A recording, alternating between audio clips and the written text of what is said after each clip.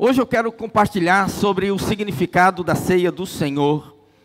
E nós vamos ler 1 Coríntios capítulo 11, versos 23, 24, 25 e 26, 4 versículos. E eu creio que Deus vai abençoar poderosamente a sua vida. 1 Coríntios capítulo 11, 23 diz: porque eu recebi do Senhor o que também vos entreguei, que o Senhor Jesus, na noite em que foi traído, tomou o pão, e tendo dado graças, o partiu e disse: isto é o meu corpo, que é dado por vós, fazei isto em memória de mim. Por semelhante modo, depois de haver ceado, tomou também o cálice, dizendo: este cálice é a nova aliança do meu sangue, fazei isto todas as vezes que o beberdes, em memória de mim. Porque todas as vezes que comerdes este pão e beberdes o cálice, anunciais a morte do Senhor, até que Ele venha. Alguém diga amém. Vamos orar mais uma vez. Levante a sua mão direita, diga assim: Pai. Diga: Pai, eu abro meu coração para receber a Tua palavra nesta hora. Fala comigo, em nome de Jesus, amém. Agora diga para quem está do seu lado: você está no lugar certo, na hora certa, com as pessoas certas, e essa palavra é para você, é com você que Deus quer falar hoje, amém? Glória a Deus. Eu não sei se você está sentindo, mas eu estou sentindo um ambiente assim de tanta unção, tanta graça de Deus. Está sentindo? Eu não sei se foi o André que abriu o culto aqui com muita unção, ou se foi o louvor que cantou com muita unção, ou se foram os dois. Tá bom o ambiente, tá bom, tá muito bom, tá muito bom. Até o Dutra tá cantando direitinho, Dutra. Tá melhorando. Amém. Irmãos, olha aqui. Paulo escreveu essa carta à igreja de Corinto. Corinto era uma cidade muito importante do mundo antigo. Era uma cidade comercialmente importante. Era uma cidade culturalmente importante. E era uma cidade religiosamente importante. Todavia, a cidade de Corinto era um antro de prostituição. Porque até mesmo a palavra Corinto significa corrupto, pejorativamente. Quando alguém se prostituía, as pessoas diziam assim: fulano se corintizou. De tão depravada que era a cidade. Tanto que se você andar pela cidade, você vai encontrar motéis com o nome de Corinto. Já viu isso? Corinto Motel. Igual casa de show, é Babilônia. Você nunca vai ouvir assim, Motel Nova Jerusalém. Motel Nova Canaã, eu nunca vi. Mas Corinto você encontra, Babilônia você encontra, porque esses nomes, quem coloca, sabe da história, sabe do significado. E naquela cidade de Corinto, tinha um templo que era o templo do deus Eros. Eros era um deus grego, de onde vem a palavra erótico, sensual. E esse deus Ero, ele era adorado através do oferecimento de sêmen. E como que era a adoração? Vinham os adoradores, e na cidade de Corinto tinha lá as primas de Raabe, que ficavam lá à disposição, chamadas prostitutas cultuais, que recebiam dinheiro para ter relações sexuais com aqueles adoradores, para oferecer um culto ao deus Ero. Só que Paulo chega em Corinto e ele prega o evangelho da graça, e onde o evangelho chega, as pessoas se convertem. Tinha uma prostituta muito conhecida, chamada Chloe, que se converteu, e foi ela que percebeu um problema na igreja, e Paulo escreve dizendo assim: eu fui informado pelos da casa de Chloe. Todo mundo fala: quem era essa Chloe? Todo mundo conhecia na época. E Paulo pregava, aquelas mulheres prostitutas, elas se convertiam, mudavam de vida. No dia seguinte elas estavam indo para o culto, estavam indo se reunir. E vinha um adorador de Eros e abordava ela e dizia: olha, eu preciso dos seus serviços. Ela dizia: não, eu não sou mais sacerdotisa de Eros, não. Eu sou seguidora de Jesus. E eles falavam assim para elas: mas como que você não é? Seu cabelo é curto, sua cabeça está rapada. Por quê? Porque as prostitutas, elas rapavam a cabeça. Aí Paulo escreve aos Coríntios e diz assim: é vergonhoso para a mulher ter o cabelo cortado. Então que elas usem o véu até que os cabelos cresçam, porque o cabelo lhes foi dado em lugar do véu. Era só para diferenciar as primas de Raabe das servas do Senhor, entendeu? Era uma questão meramente cultural.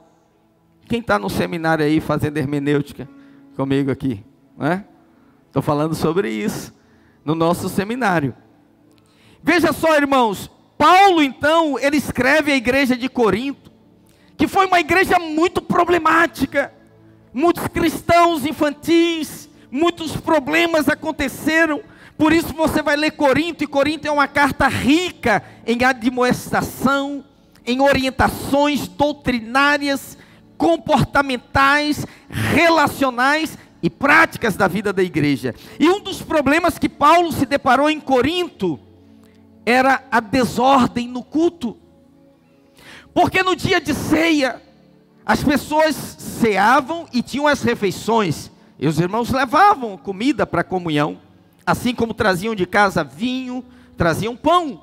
E muitas vezes o pastor estava pregando, o irmão estava comendo. E na hora que ia tomar o cálice, tinha gente que já estava embriagado. Paulo vai falar isso, se você ler Corinto.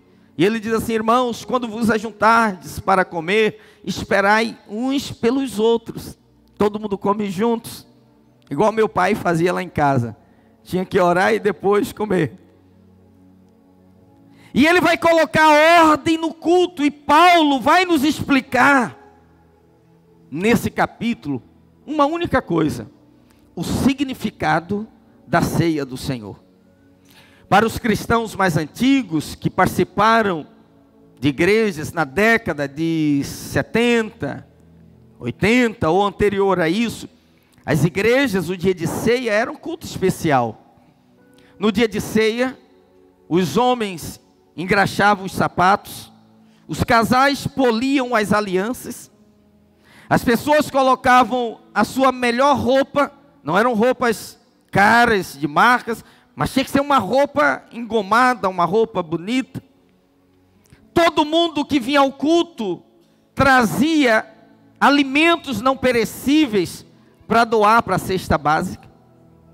As pessoas traziam de casa roupas usadas que não iam usar mais, objetos que não tinham mais serventia, para ofertar na vida de famílias mais carentes e mais necessitadas, para suprir a necessidade dos irmãos.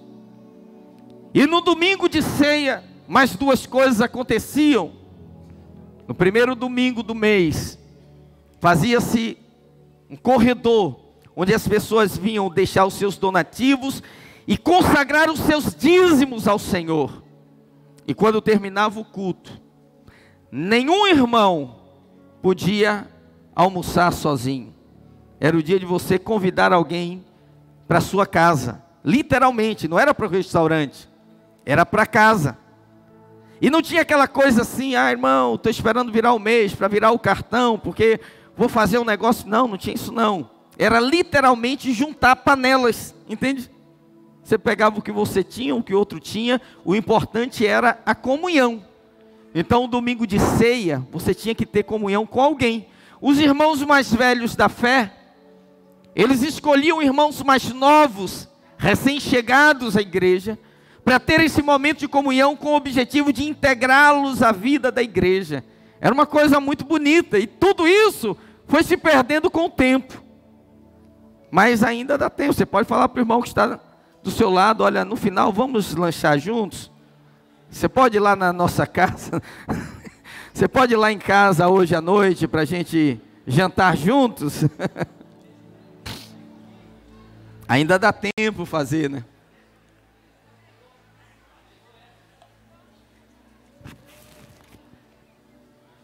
Eu lembro que tínhamos longas tardes de comunhão. Fala a verdade. Essa vida da igreja não era uma coisa rica? Domingo de ceia, irmãos, era um culto tão importante na igreja primitiva, quanto na igreja de décadas passadas, que a pessoa podia faltar qualquer culto, mas culto de ceia ela não faltava. Era algo muito grave. Mas muitas pessoas perderam completamente o entendimento, e Paulo vai nos dizer: olha, o que significa a ceia do Senhor? Diga assim: a ceia do Senhor é fruto de uma revelação divina. Paulo começa dizendo assim: porque eu recebi do Senhor o que também vos entreguei. Isso é poderoso, porque Paulo não andou com Jesus como os outros apóstolos. Paulo não estava naquela noite, quando foi celebrada a ceia, com os novos elementos da nova aliança, o pão e o cálice. Ele não recebeu aquela instrução naquele dia com os demais discípulos. Todavia ele diz assim: eu recebi do Senhor. Por quê?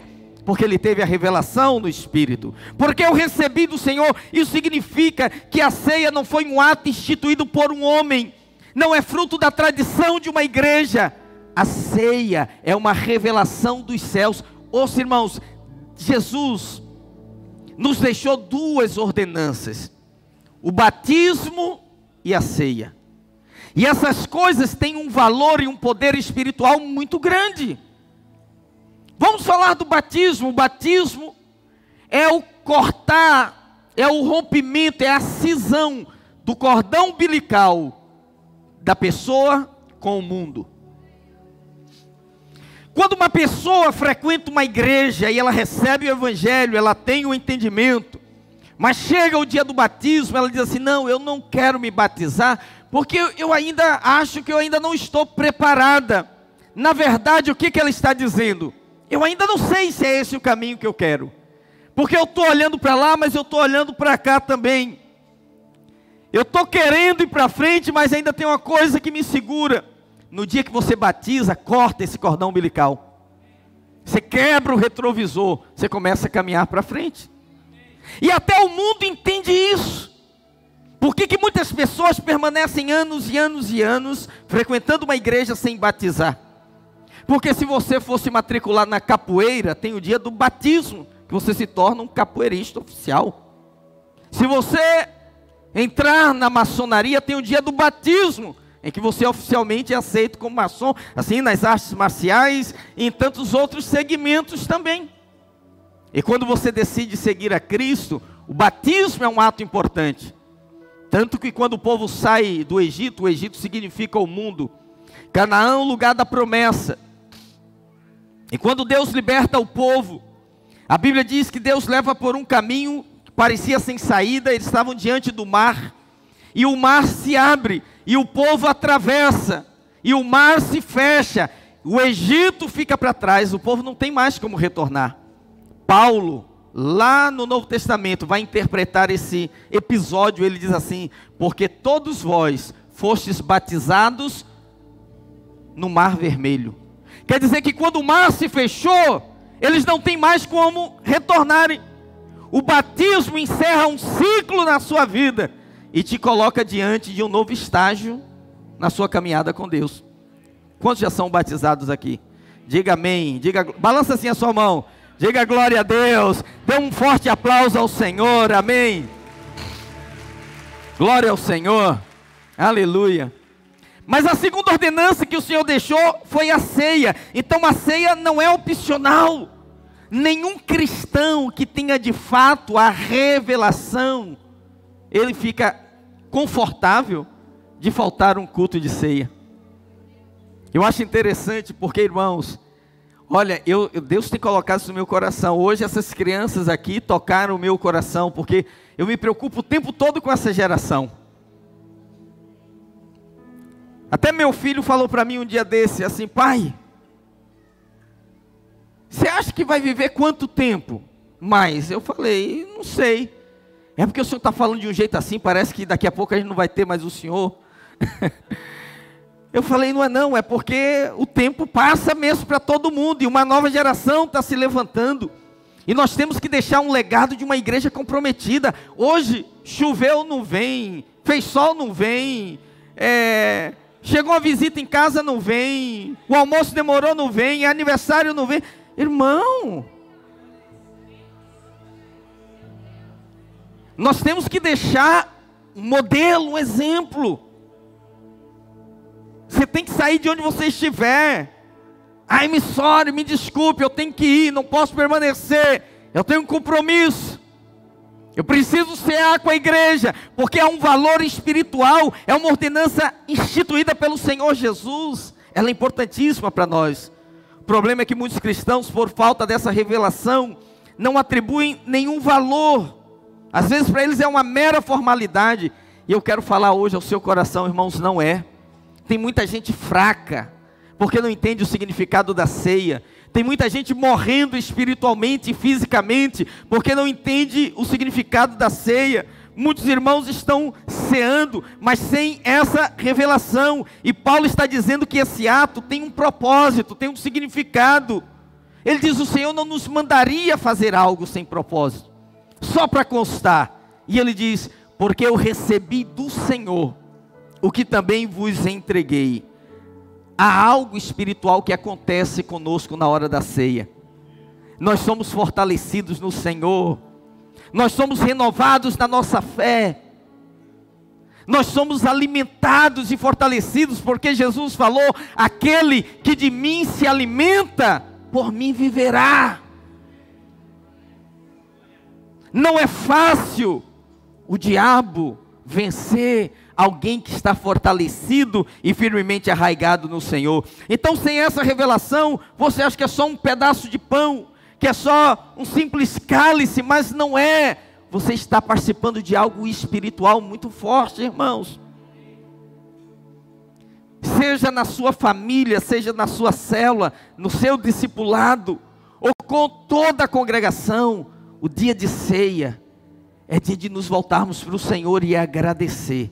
E dizer: obrigado, Senhor, porque é um privilégio cear a tua ceia. Amém? Então a ceia é fruto de revelação. Diga para quem está do seu lado: nunca falte a um culto de ceia. Diga: a ceia é mais importante do que o seu time de futebol. Eu tenho um amigo, ele é flamenguista. O Flamengo foi jogar na Argentina e ele foi com a família toda. Só que a família eram 5 pessoas, ele tinha só 2 ingressos. Eu falei: mas você levou todo mundo? Ele: não, mas a esperança é a última que morre.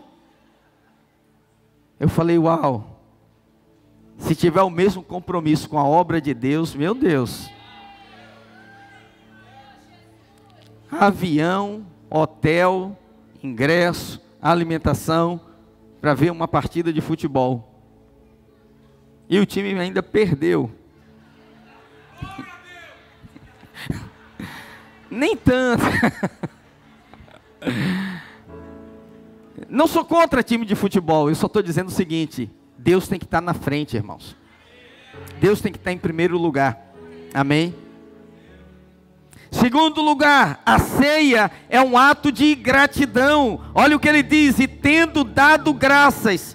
Se você analisar a Bíblia, você vai entender que a gratidão é uma virtude intrínseca no povo de Deus, no cristão. O crente é uma pessoa sempre agradecida. Eu estava perdido, o Senhor me encontrou. Qual é o meu sentimento? Gratidão. Eu estava endividado, alguém pagou a minha dívida. Qual é o meu sentimento? Gratidão.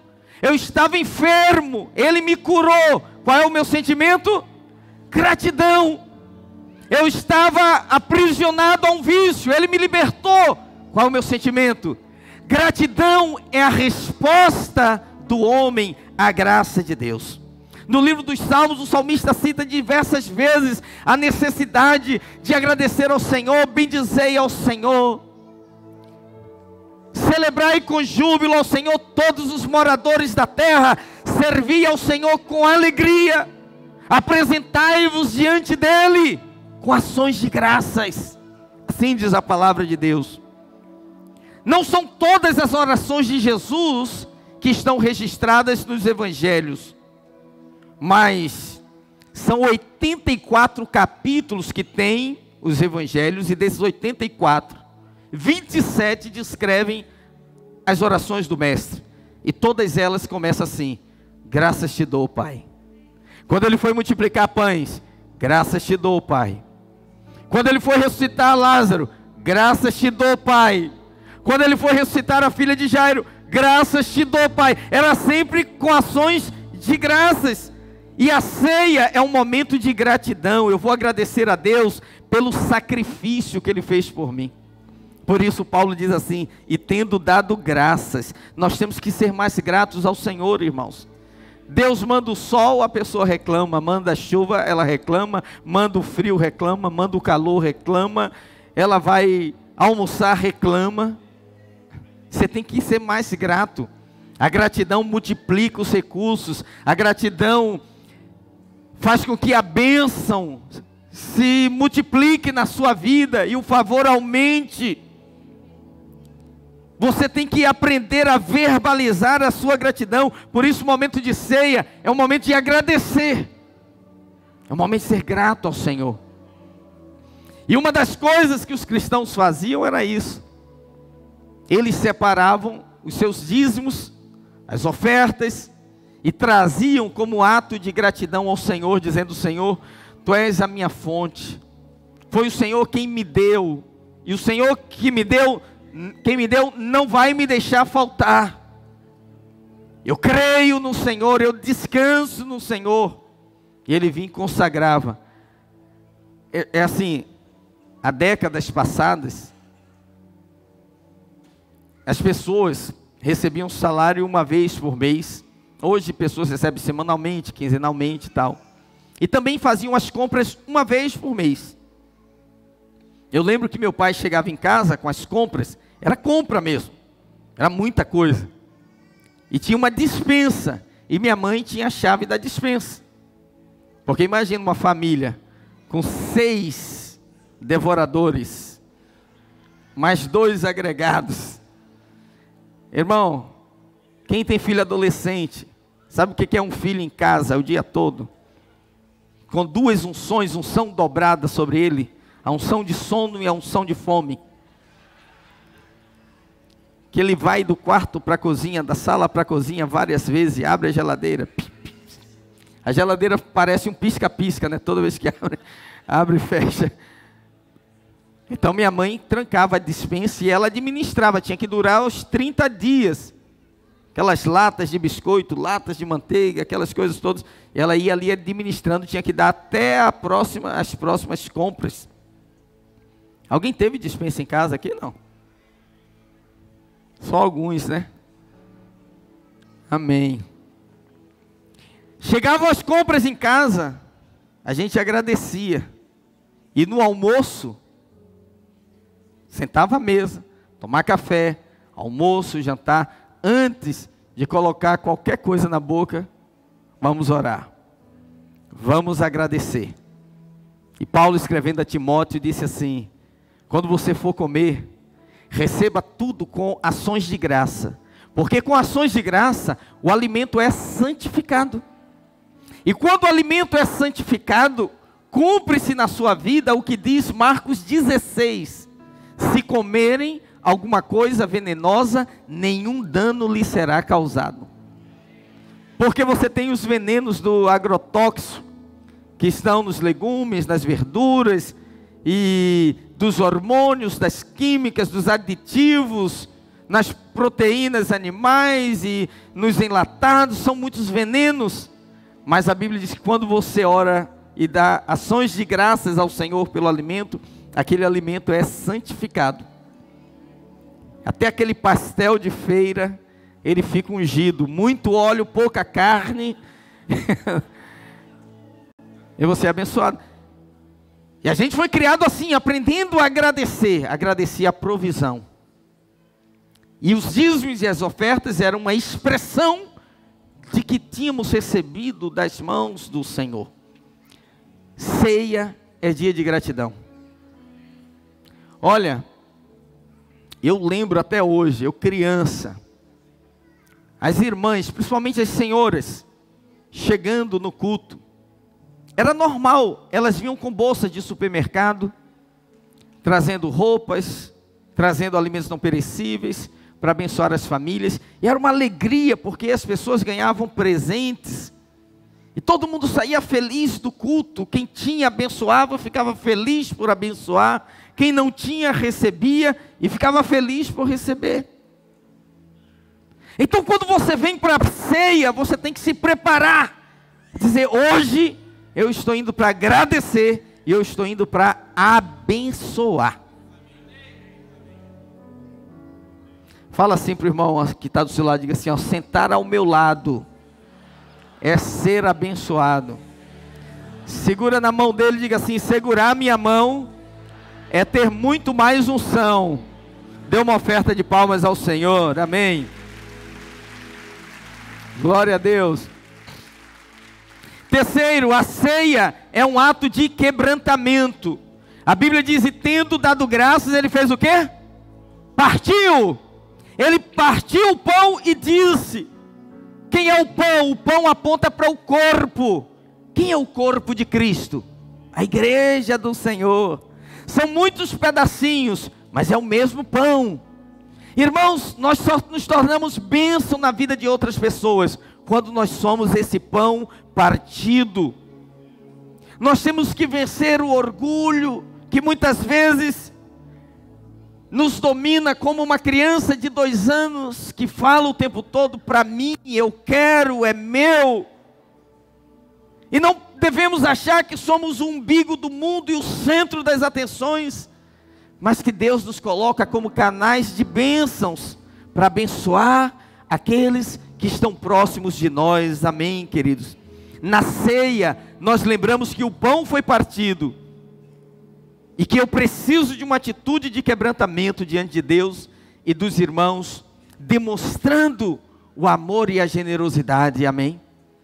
Não podemos ser como aquele fazendeiro, que costumava orar, e na sua oração egoísta, ele dizia assim, Senhor, abençoa a minha vida, abençoa a minha esposa, abençoa meu filho João e a esposa dele, e mais ninguém. Não, é a hora de nos lembrarmos, de sermos bênçãos na vida de outras pessoas. E quando você é pão partido, você serve para você e para mais um.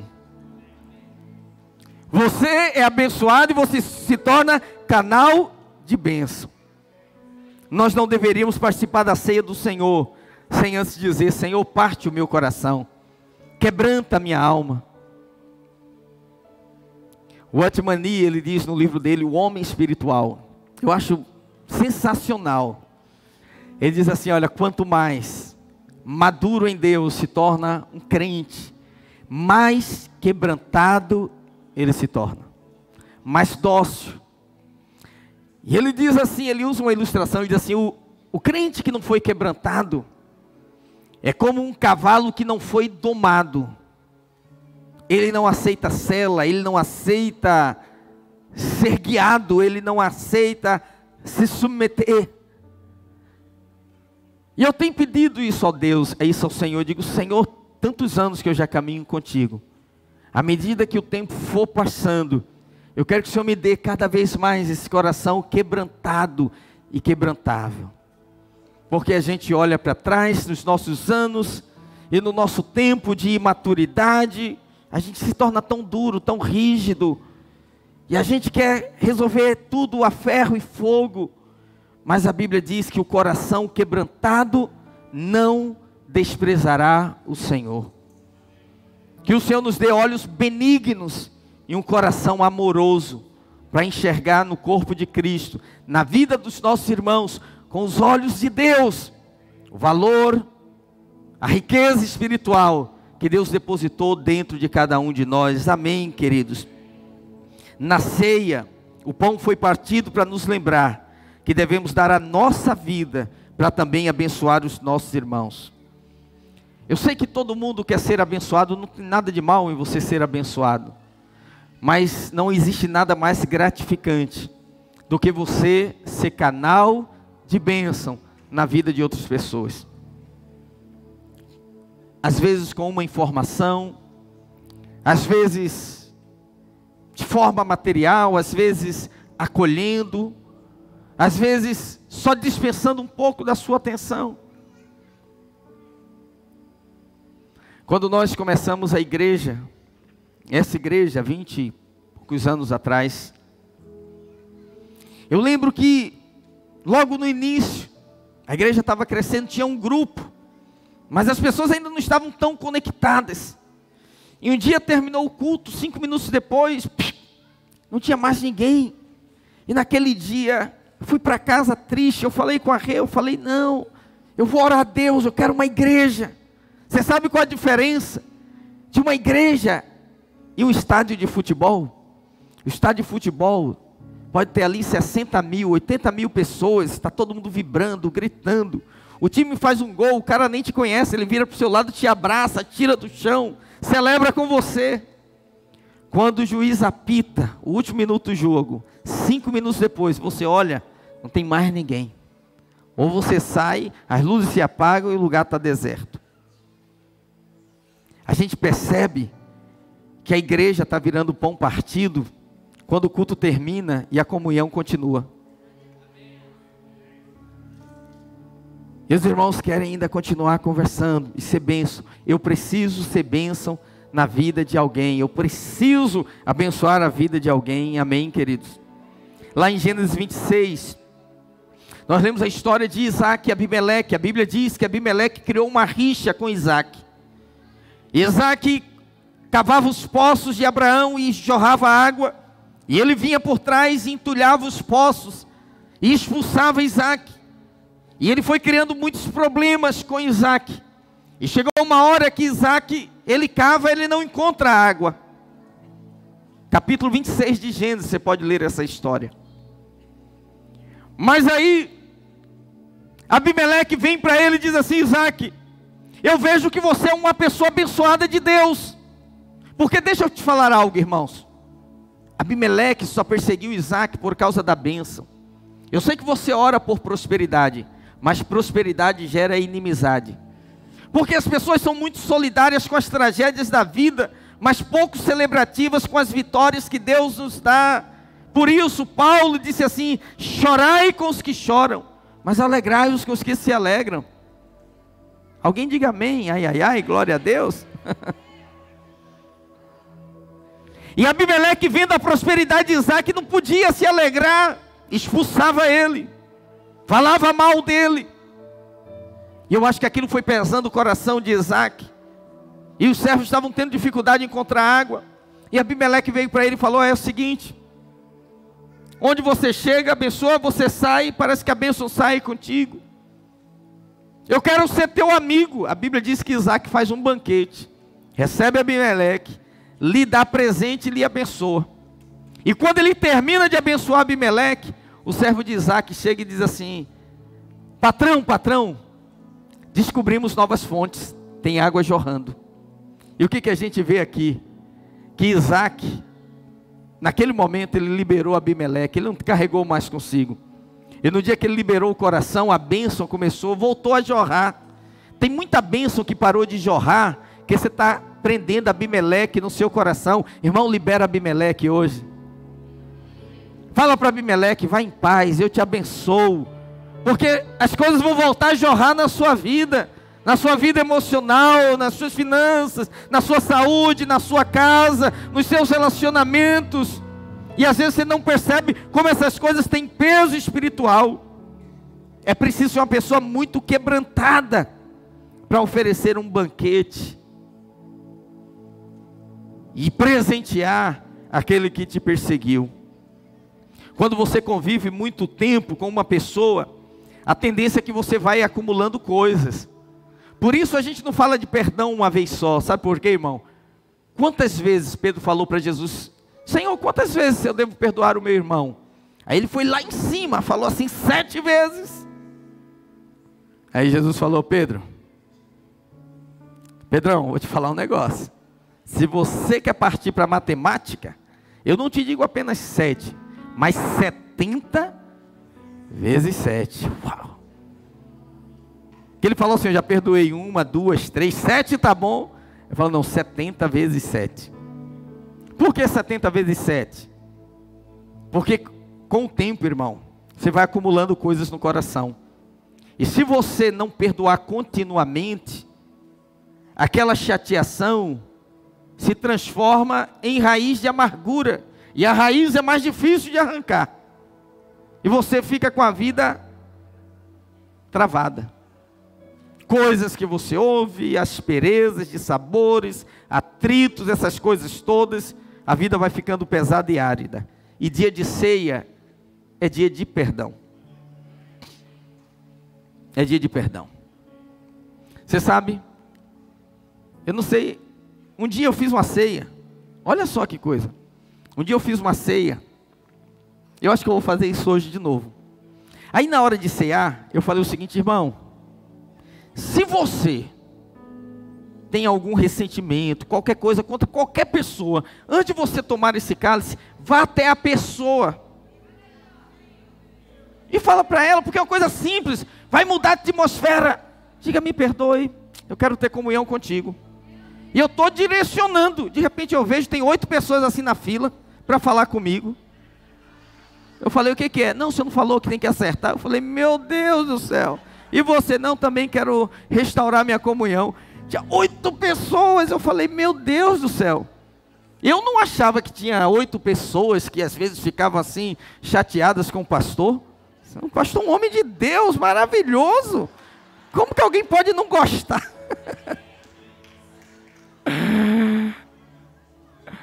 E eu falei: ó, vai 8 pessoas ali. Será que não tem 8 também contigo, não? Você está rindo de mim, mas será que não tem contigo, não? Vamos fazer uma experiência hoje.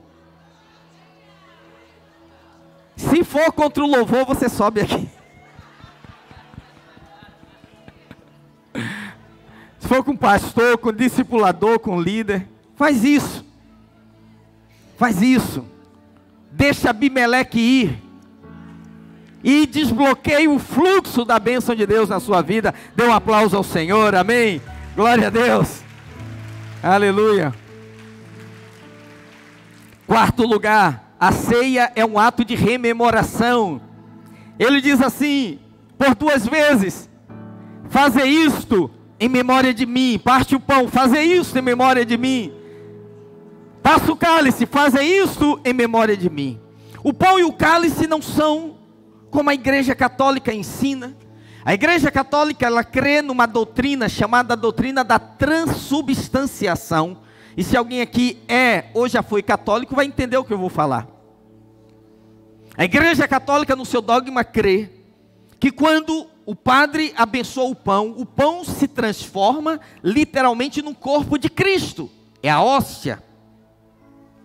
Tanto é que o fiel, ao receber a hóstia, ele não pode morder, para não machucar o corpo de Cristo.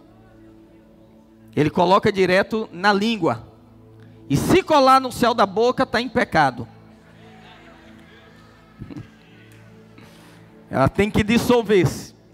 Sim, mas isso é uma doutrina, é uma crença, ok? Nós não cremos assim, mas nós cremos sim que o pão e o cálice apontam para o corpo e para o sangue de Cristo Jesus, porque ele disse assim: este é o meu corpo que é dado por vós. Mas ele estava presente, certo? Então não era literalmente o corpo dele, mas ele disse: é o meu corpo que é dado por vós, este é o meu sangue. Ele não tinha morrido ainda, o seu sangue não havia sido derramado, e ele disse: é o meu sangue que é dado por vós, fazer isso em memória de mim. Então, participar da ceia do Senhor é você voltar ao momento da crucificação, é você ver Jesus no Getsêmani e ouvi-lo dizendo: Pai, a minha alma está angustiada até a morte.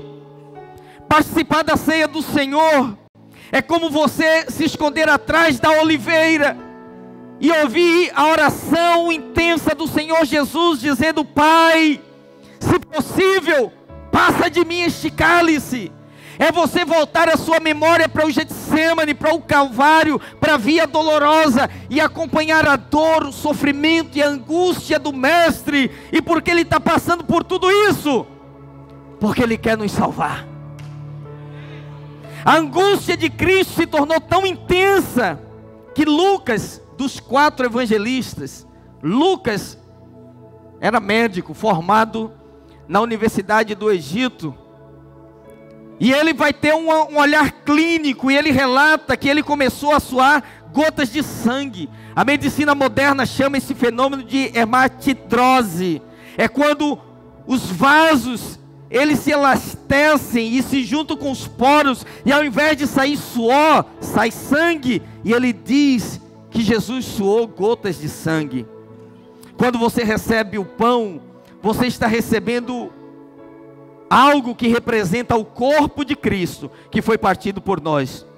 O pão não é apenas um pedaço de farinha de trigo assado, não. Ele é a ceia do Senhor. E houve 2 momentos importantes no sacrifício de Cristo. Um, quando ele brada da cruz dizendo: Deus meu, por que me desamparaste? A Bíblia diz que naquele momento Abacuque diz: Senhor, Tu és tão santo de olhos que não pode contemplar o mal. Toda maldição, toda enfermidade, o pecado de toda a humanidade recaía sobre Jesus, e Ele, como um para-raio, solvia a maldição. E quando Ele está levando todos os nossos pecados, o Pai vira o rosto, Ele se sente pela primeira vez privado da comunhão que existia desde a eternidade entre o Pai, o Filho e o Espírito Santo. E agora Ele está sozinho na cruz. O segundo momento mais importante é quando Ele solitário grita: está consumado. A igreja muitas vezes não entende a profundidade dessa expressão, porque quando Ele diz está consumado, Ele está dizendo: cheguei ao final, cumpri a profecia, completei a obra, paguei a dívida, as exigências divinas, para que o pecado do homem seja coberto. O homem pode voltar a ter comunhão com Deus novamente, aleluia. E quando Ele dá aquele brado e diz está consumado, o miocárdio não aguentou, explodiu. Essa massa muscular, que a biologia chama de coração, explodiu dentro de Jesus. Tal foi a intensidade daquele momento. E quando o soldado fere com a lança do seu lado e toca a ponta da lança no coração, já tinha explodido. A Bíblia diz que flui água e sangue, os 2 elementos da edificação da igreja. O sangue que nos redime e a água que nos purifica. E Ele disse: Pai, em Tuas mãos entrego o meu espírito. E morreu. Isso aconteceu na cruz, no Gólgota, do lado de fora da cidade de Jerusalém. Enquanto esse cenário estava acontecendo na cruz, nos céus estava acontecendo outra coisa. O Pai também reagiu. E o Salmo 18, verso 6, se você tiver uma Bíblia, quase que você não abre a sua Bíblia aqui, porque tudo é projetado, mas abra agora, Salmo 18, verso 6. Ele diz assim: na minha angústia invoquei o Senhor, gritei por socorro ao meu Deus. Ele do seu templo ouviu a minha voz, e o meu clamor lhe penetrou os ouvidos. Olha o que ele diz que aconteceu. Na cruz ele brada, e lá nos céus Ele diz assim: então a terra se abalou e tremeu, vacilaram também os fundamentos dos montes, e se estremeceram, porque Ele se indignou. Das suas narinas subiu fumaça, e fogo devorador da sua boca, dele saíram brasas ardentes. Agora olha o verso 9, irmãos. Baixou Ele os céus e desceu, e teve sobre os seus pés densa escuridão. O que Ele fez? Verso 10. montou num querubim e cavalgou em volta da terra. E quando ele passa na frente do sol, a terra escurece e o universo brada: o Filho de Deus está morrendo na cruz. Olha a reação do Pai enlutado. Das trevas fez um manto em que se ocultou escuridade de águas, e espessas nuvens dos céus eram o seu pavilhão. Do resplendor que diante dele havia, as densas nuvens se desfizeram, um granizo e brasas chamejantes. Meu Deus, são muitos fenômenos naturais, o universo está reagindo. Verso 13: trovejou então o Senhor nos céus, o Altíssimo levantou a voz, e houve granizo e brasas de fogo. Despediu as suas setas e espalhou os meus inimigos, multiplicou os seus raios e os desbaratou. Quem assistiu o filme do Mel Gibson vê que todo mundo vai saindo diante dos fenômenos naturais. Aí o verso 15 diz assim: então se viu o leito das águas, e se descobriram os fundamentos do mundo, pela tua repreensão, Senhor, pelo iroso resfolgar das tuas narinas. Do alto me estendeu ele a mão, e me tomou, tirou-me das muitas águas. Uau! Porque ele não deixou o seu filho, naquele momento, ele o acolheu. Dia de ceia é momento de relembrar que o coração do Pai não aguentou ficar quieto. E quando nós celebramos aqui, os mesmos sentimentos se manifestam no reino do Espírito. Por isso que o diabo trabalha tanto para a pessoa não batizar, para ela não cear, e para aqueles que já são batizados não participarem da ceia do Senhor. Por último, em quinto lugar, diga comigo assim: a ceia é uma expressão de esperança. Eu gosto de Paulo, que Paulo é tão didático, né? A gente não tem trabalho nenhum, é só falar a sequência do texto. Ele diz: porque todas as vezes que comerdes este pão e beberdes o cálice, anunciais a morte do Senhor até que Ele venha. Olha aqui, toda atenção agora, porque você vai celebrar uma ceia hoje como você nunca celebrou antes, irmão. O que esse texto está dizendo aqui? Que toda vez que a gente participa da ceia, é como se Jesus ficasse assim, ó, olha para mim, passando a língua nos lábios, esfregando uma mão na outra, dizendo assim: vai chegar o dia, vai chegar a hora que eu vou cear com você também. E por que isso? Porque em Mateus 26, 29, quando ele celebrou a ceia com os discípulos, ele disse assim: digo-vos que desta hora em diante não beberei deste fruto da videira, até aquele dia em que hei de beber novo convosco no reino do meu Pai. Então Jesus participou daquela ceia e vai participar de outra no reino. Nesse tempo só a igreja participa, mas ele nos assiste dizendo assim: vai chegar a minha hora, está chegando a minha hora, está chegando o meu dia, eu vou celebrar novamente. Portanto, o momento de ceia é o momento que a igreja celebra dizendo: breve vem o dia em que o Senhor virá. Maranata, ora vem Senhor Jesus. Maranata, ora vem Senhor Jesus. Maranata, ora vem Senhor Jesus. Aleluia. Irmão, vai chegar um dia que você vai participar de uma ceia, que não vai ser o pastor Ricardo celebrando, vai ser o Supremo Pastor. Ele diz: hoje eu vou cear contigo. Vai ter um dia que você vai participar da ceia, que hoje você faz por fé, mas naquele dia Ele presente. A Bíblia diz que os nossos olhos o verão como Ele realmente é, e as nossas mãos o tocarão, o verbo da vida. Então ouça, não apenas a noiva aguarda ansiosamente pelo noivo, mas o noivo também aguarda ansiosamente por esse dia. Toda a obra do Espírito Santo hoje na vida da igreja é uma obra para preparar a noiva para o Cordeiro. para essa ceia. Você tem que cear hoje, no presente, para naquele dia você não estranhar, irmão. Há 5 anos atrás, mais ou menos, eu estava estudando um texto da palavra de Deus, o texto das 10 virgens. E de repente eu me deparei com uma expressão que dizia assim: ei, aí vem o noivo. E eu fiz uma pergunta, eu disse: ué, a noiva ia casar e ela não sabia que o noivo estava chegando? Eu fui na minha biblioteca e comecei a tirar livros e comentários e autores diferentes e não conseguia responder. Não conseguia resposta. Eu fui para o Google e comecei a pesquisar.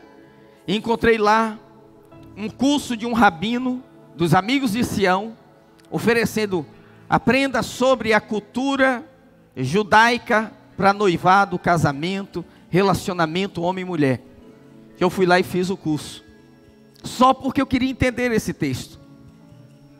E o rabino disse o seguinte: olha, na cultura judaica, quando o rapaz e a moça ficam noivos, o noivado, ele tem uma previsão de quando o casamento vai acontecer. Normalmente os pastores mais antigos, eles não celebram noivados se o noivo não tiver uma previsão de casar. Quando você fica noivo, a previsão é 1 ano, o casamento deve acontecer. E isso vem da cultura judaica, a nossa cultura é cristã judaica. Mas ele diz, o noivado era para 2 objetivos. O noivo tinha que construir a casa e encontrar um meio de sustento para sustentar a esposa e a futura família. E a noiva, durante o noivado, ela tinha que se preparar o seu corpo. Quando eu digo preparar, era 1 ano, irmãos. O furor, loções, perfumes, para aquilo se impregnar na pele, ela tinha que estar macia, perfumada quando o noivo chegar. E ela tinha também que preparar o vestido dela. Lembra que Apocalipse diz de tecer as nossas vestes? Era a noiva que preparava o próprio vestido. Então eles não sabiam o dia e a hora, porque só o pai do noivo, quando ele via que o noivo estava pronto, ele dizia: filho, você está pronto para casar? E aí ele liberava, para que o noivo não casasse despreparado. Por isso que quando perguntaram para Jesus assim: Senhor, quando será a tua vinda? Ele disse: quanto o dia e a hora, ninguém sabe, nem o filho, só o pai. Cultura judaica, só o pai sabe. E quando o pai dizia: filho, está tudo preparado, pode ir, os amigos do noivo, que eram os padrinhos, os guardiãos do casamento. Padrinho é para guardar o casamento. Padrinho não é para dar presente, tirar foto atrás do bolo, não. É para ser um guardião do casamento. É alguém com quem o casal tem que contar. Tanto é que antigamente, quando os casais se casavam, quando voltava da lua de mel, tradição, tá? Estou falando para vocês de tradições boas. O casal fazia um almoço, o pastor que celebrou era o primeiro convidado a almoçar na casa dele.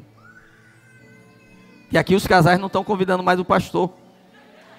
Estou abrindo o coração hoje. Ele ia lá saber se ela fazia o prato principal dela. E depois ele convidava os padrinhos. E ali se estabelecia um relacionamento de proteção. Ele tinha uma cerca de proteção para guardar o casamento. E a cultura judaica diz o seguinte, que os amigos do noivo entravam na cidade tocando chofar e gritando bem alto: eis aí, vem o noivo. A notícia chegava na casa da noiva antes do noivo. Era o tempo dela colocar os vestidos e esperar o noivo chegar. Por isso que tantas vezes na Bíblia diz assim: estáis prontos e atentos, porque não sabeis o dia e a hora. Na hora que ele vier, é tarde demais para se preparar. Você tem que estar pronto hoje. Hoje estou dizendo para você aqui: o noivo está vindo. Prepare as suas vestes. Prepara-te, ó igreja, para te encontrares com o Senhor. Ele está chegando, Ele está chegando. Ele está vindo, está às portas. Já tem anjo polindo as trombetas, afinando. Está chegando a hora. E nesse dia, nós vamos cear com Ele novamente. Hoje, nós vamos cear, e ele de lá, ele está fazendo assim, ó, minha hora vai chegar, minha hora vai chegar, e a gente vai cear dizendo, até que ele venha, até que ele venha. Erga as duas mãos para os céus e diga, até que ele venha, até que ele venha, até que ele venha. Aleluia, dê um aplauso ao Senhor, fique de pé em nome de Jesus. Teu sangue